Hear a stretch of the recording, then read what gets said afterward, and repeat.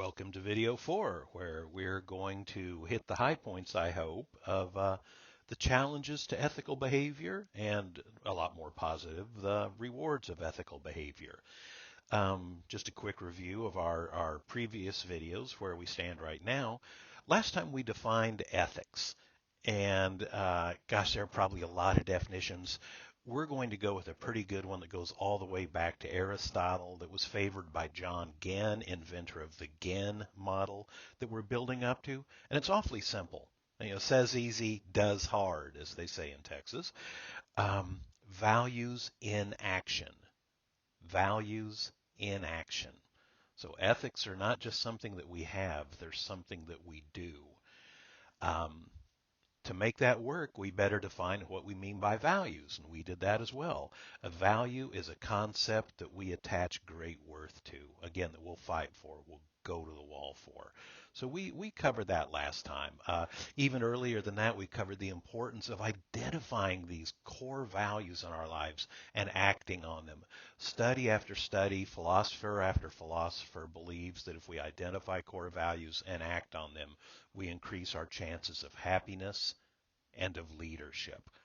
So some significant rewards for wrapping our minds around these concepts. So again, this week we're going to talk about, or at least in this video, we're going to talk about the challenges and rewards of ethical behavior and what's going to go on in week 3 here. Kind of same old at this point. 2 videos, shortish I hope, each one with an online quiz. One reading that we really won't talk about too much in this particular lecture, this video, and there will be a quiz for that. And then remember our optional Thursday night Zoom office hours. Again, not mandatory at all. Oof, we'll be on this slide for a while. This is an important one. Even just conceptually, I hope you're buying in, at least entertaining this idea that acting on our values increases our chances of happiness and of leadership. And if so, what are the challenges, the traditional challenges that might prevent us from acting on our values? It would be a good thing to spend some time talking about those, thinking about them. We can watch out for them and prevent them ideally. So here are the traditional challenges to ethical behavior from all kinds of ethics scholars. There's pretty common consensus on these points. This first bullet, dilemmas and denial, it comes from just a great ethics scholar, a woman named Laura Nash. And Nash says that of all the problems in ethics, all the challenges, you can throw them into one of 2 buckets. They're either dilemmas or denial. I think there's one more that she's too smart to realize. She's not down on my level where there's a third category. But first, let's talk about dilemmas, because this will be one of the biggest ideas in our course. A dilemma is a clash of values. A dilemma is a clash of values.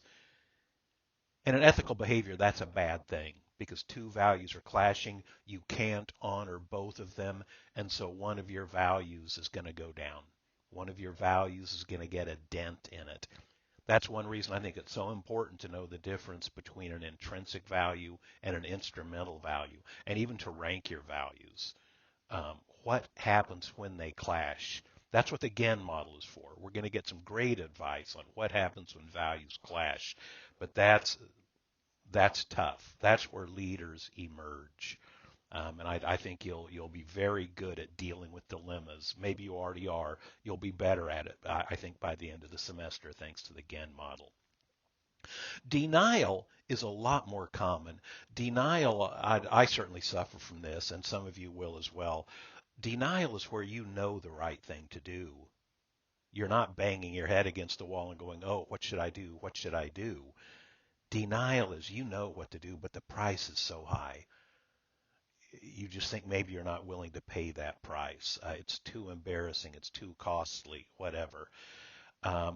And when a lot of people talk about ethics and ethics challenges, they focus on denial, not dilemmas. I was offered $1 million to do the wrong thing, but I stood on my ethics and I said no. Well, good for you. Good for you. Good for me. Good for whoever said that. That wasn't a big intellectual challenge, though, was it? You knew what the right thing to do was. Denial still can be darn serious. As I say, I wrestle with that one all the time. But the wonderful Laura Nash says, hey, all the ethics challenges we face are one or the other. I think there's one more that she's too good and smart to realize, and that's ignorance. I'm good at that one, ignorance. And that to me is where you are in an ethics problem and you didn't even know it. It just crept up on you and wham, now you're right in the middle of it. And now you've got to deal with it on the fly. Um, Certainly one that happened to me, and I want to use this anecdote to one to illustrate the point, but two to show that these all these different bullet points I have here can overlap. One of the things I've done in life that has caused me the most shame was utterly inadvertent. I was fortunate enough to be in Istanbul and was sitting in a beautiful cafe watching these men smoke a hookah. I hope I'm pronouncing that correctly. They were smoking tobacco, but one of those beautiful pipes with the stems that come out for it, and they all look like movie stars, like everyone in Istanbul seems to, except for me. Um, and I asked or communicated, could I take a photograph of you guys doing this? I did ask permission for that. And they laughed, sure, sure, sure, sure. So I stepped back a little farther. I stepped back a little farther, trying to get them all in the frame. There's this little rope fence behind me, about 1 foot off the ground.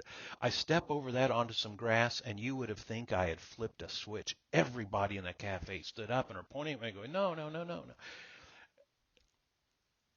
You may have figured this out. I had stepped on the grounds of a mosque with my shoes on, and that is significantly disrespectful. Serious Muslims wash their hands and their mouth before touching their Quran, their holy book. And there I was with dirty shoes on the holiest of grounds in Istanbul. Um, had I meant to violate my values of respect, and certainly their religious values like that? No, no. But there I was right in the middle of it.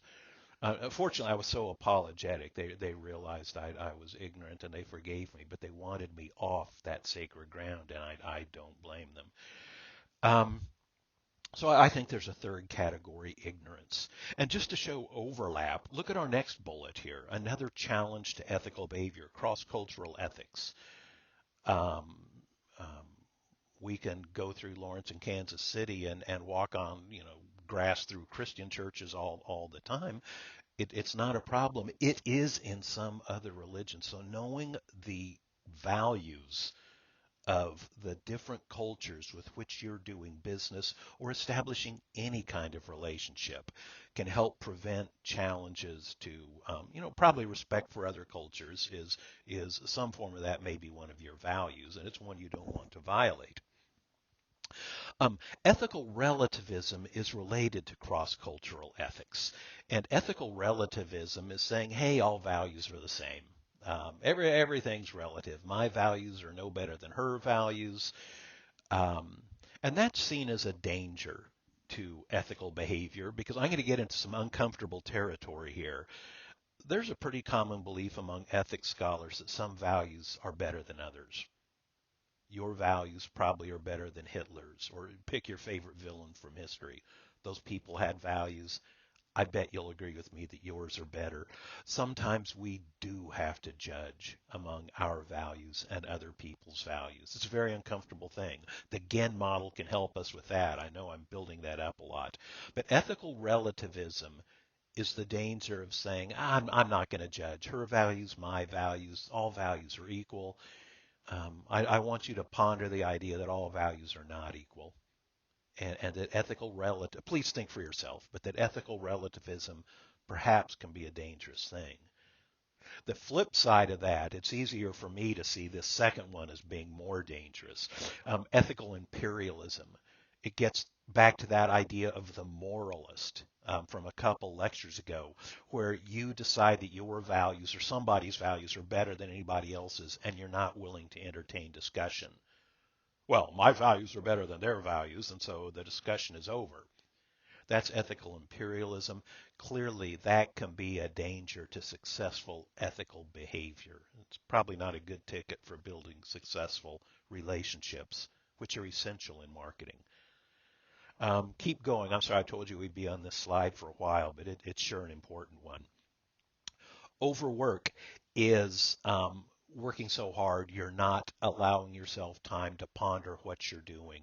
And I really want to hold this out to you guys. You have to have time to step back and say, am I in compliance with my values, with the values of the people I'm doing business with the values of my organization?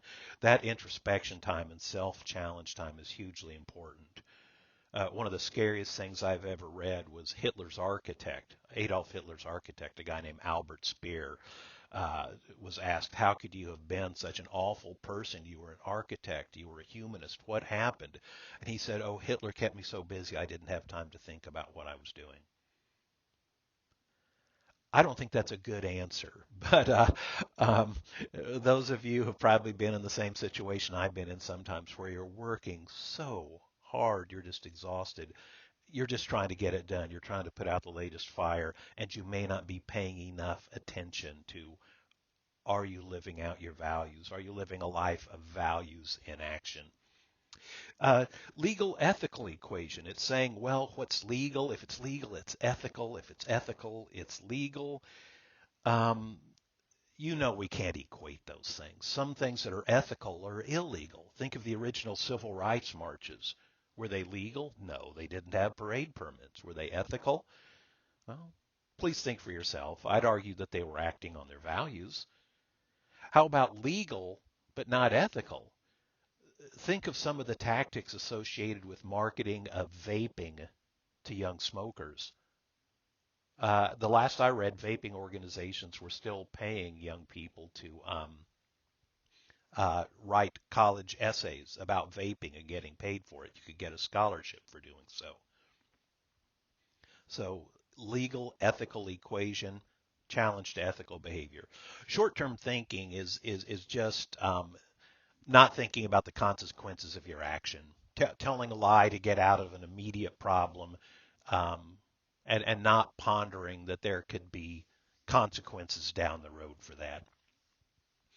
This next one, virtual organizations. Some of you have even more experience with this than I do.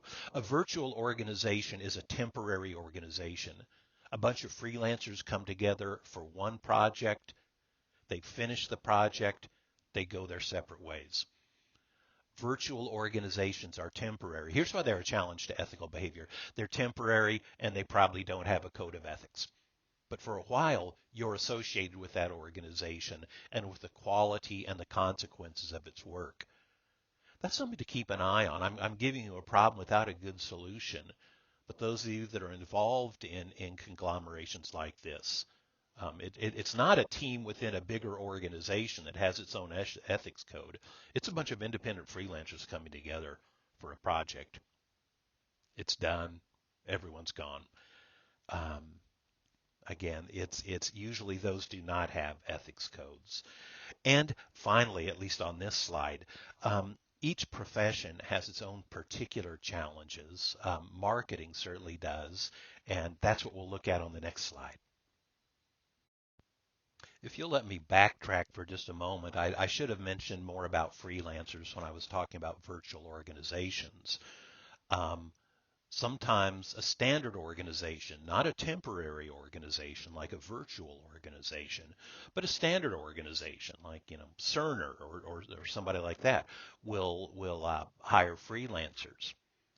And so a challenge there is, do these freelancers, have they been schooled in the ethics code of Cerner or whatever organization is hiring those individuals? So that's one that's related to virtual organizations to be aware of, a challenge to ethical behavior. Well, let's go to the slide in front of us here, ethics challenges in marketing communications. And that's a tough one because it's think how long our list would be if we listed them one at a time. We have such a wonderful, fragmented, dynamic, constantly changing profession that, every new technological innovation brings new considerations for ethical behavior. So you're lucky. I'm not going to list them all here. Certainly, the professional ethics codes, all the different marketing organizations can help us a lot here because most of those do have ethics codes.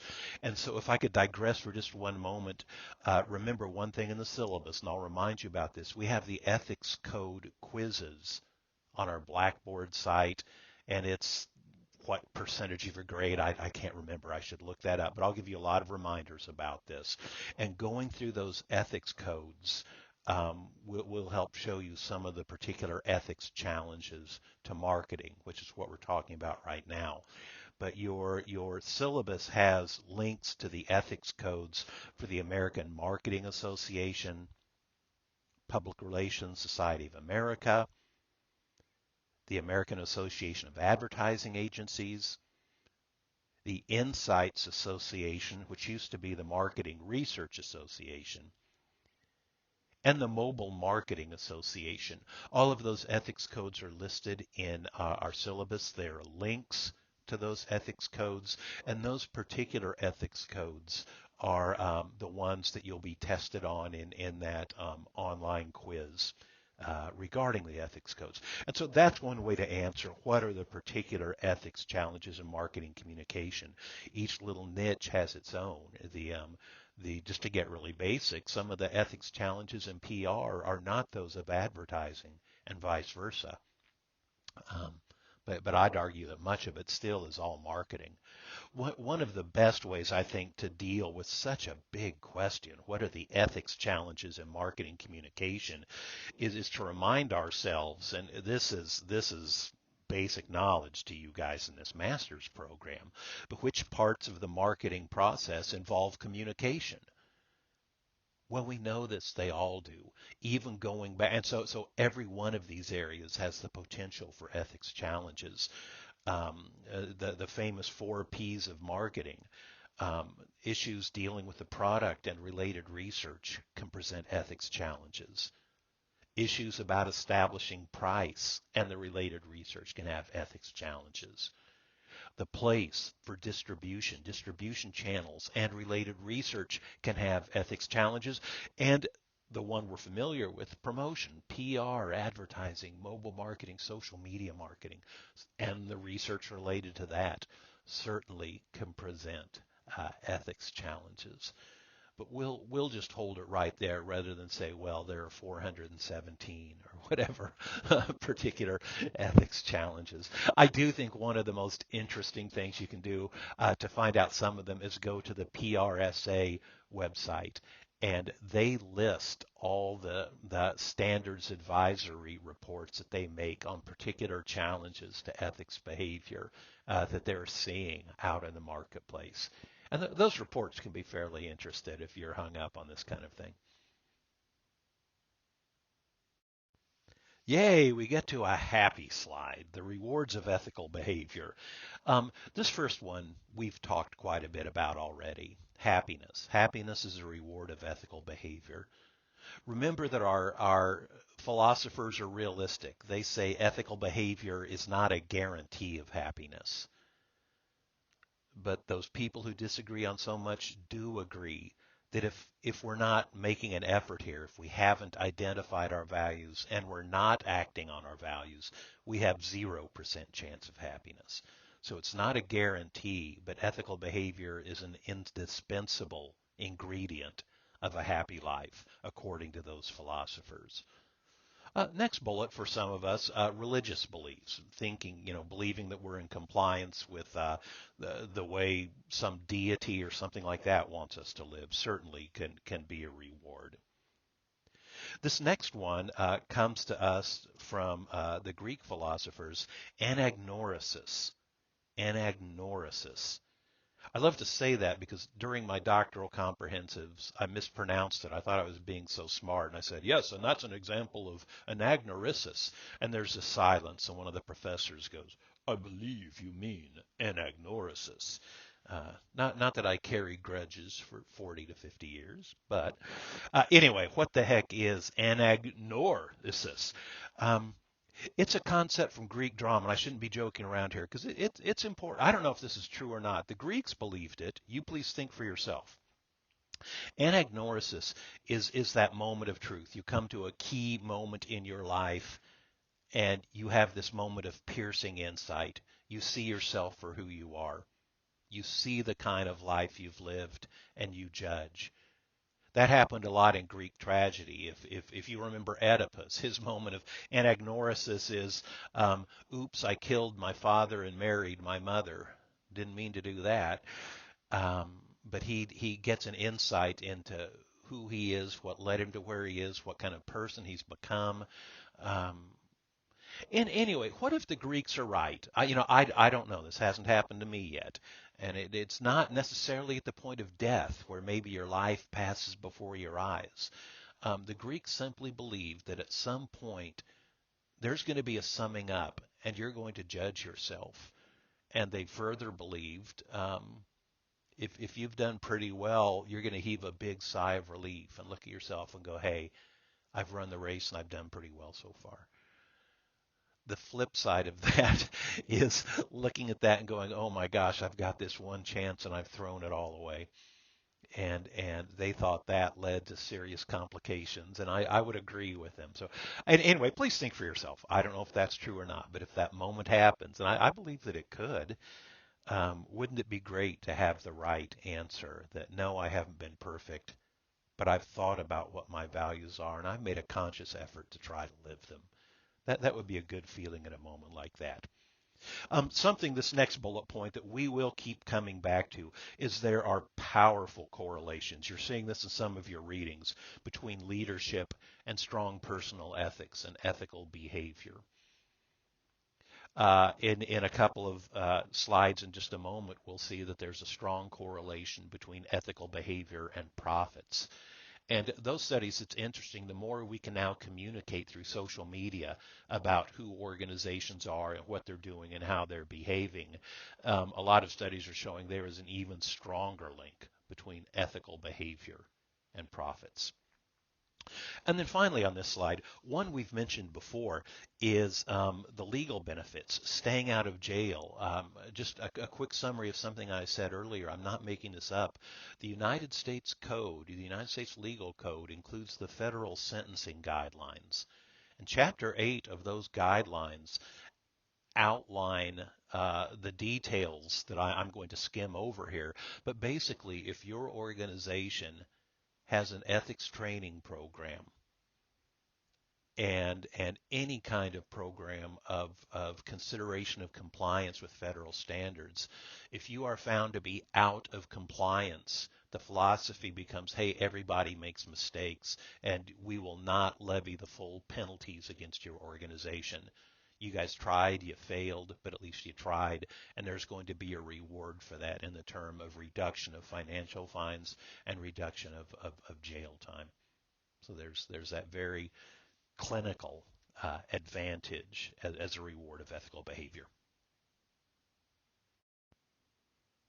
I had said we'd have an upcoming slide on profits, and it's so easy to find information on this. I won't belabor the point, but just more and more. In fact, more than 30 recent studies link good ethics and good profits. Doing the right thing can be good for business. We're going to look at that very seriously in our next video.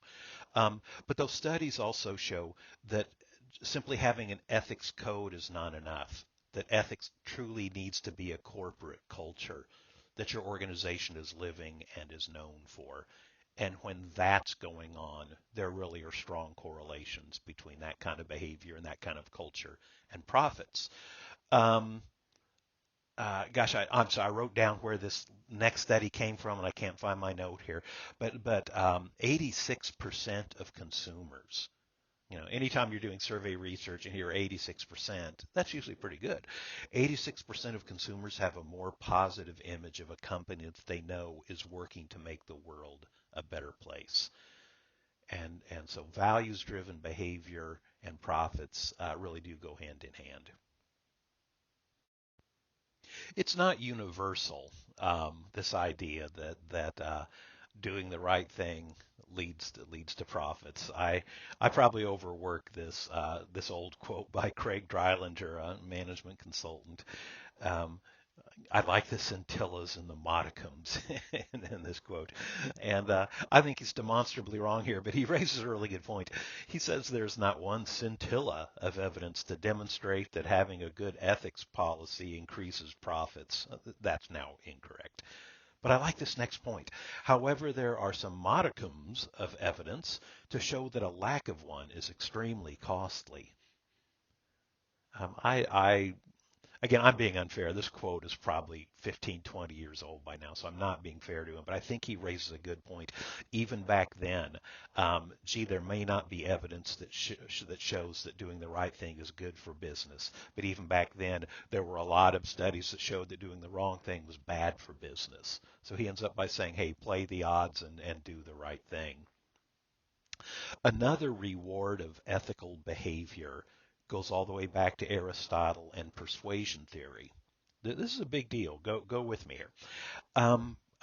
Aristotle, in his book on rhetoric, said that there are basically three ways to persuade people of something. This is great marketing information. And some of you know this already, but good information or a good review here. How do we persuade people of something? We're still teaching Aristotle on this point here, millennia later. Aristotle says, well, there's the logos appeal, which is an appeal to your audience's intellect. So if you're talking to a bunch of lawyers and accountants and engineers, maybe you're going to want a logos appeal, an appeal to their intellect. There's a pathos appeal, an appeal to your audience's emotions. Think about Humane Society TV commercials. I don't know about you. I turn those off. They're too powerful. Or the Hallmark commercials, or the Budweiser Christmas commercials, or we know that appealing to people's emotions is very powerful. So pathos is an appeal to your audience's emotions. Ethos, we come to the third. This one is slightly different. Ethos is not an appeal to your audience's ethics. It's not like the other two. Ethos is not an appeal to your audience's ethics, according to Aristotle.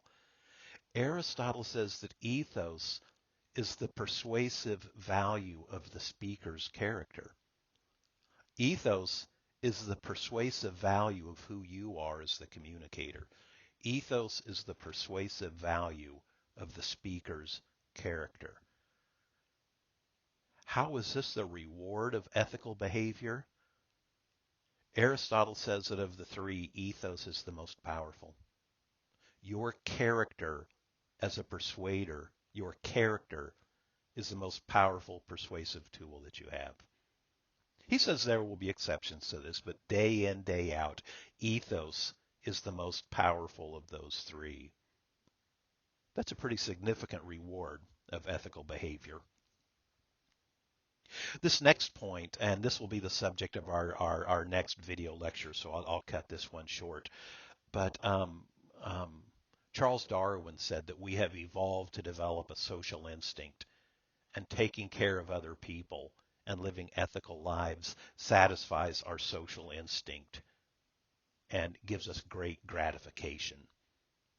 So there's a reward for that as well. But that's the subject for another lecture. And we will just wrap this one up on that happy note.